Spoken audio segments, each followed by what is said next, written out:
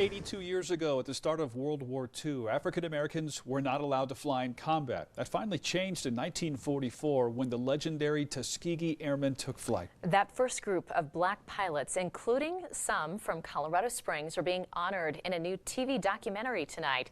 KRDO News Channel 13's Scott Harrison is live on the east side of the Springs at the National Museum of World War II Aviation, which was a big help to the documentary. Scott.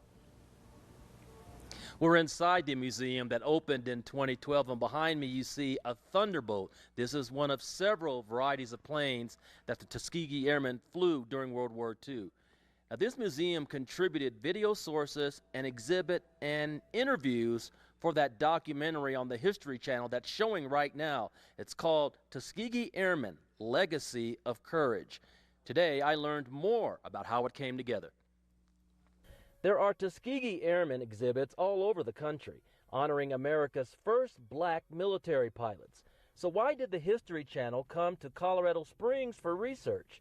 It's because of this airman, the late Lieutenant Frank Mason. He died a few months ago, just after giving an interview to the History Channel for the documentary. First of all, I wanted to get an overlay about what we were about in the museum, and then focus down on the red tails and the Tuskegee Airmen displays that we have. The red tails were one of several types of planes that the pilots flew in. The History Channel also learned that Martin donated his plane, the one you see here, to the museum. It made the facility a gold mine of information for the documentary. After the History Channel crew recorded the video for its documentary here at the museum, we're told that crew members sat down right in this area for an hour-long question and answer session with the museum's curator and historian, one of several people interviewed who are connected either to the museum or to the Tuskegee Airmen. 2 summers ago, we had the privilege of seeing Lieutenant Macon at age 95 fly a vintage World War II plane.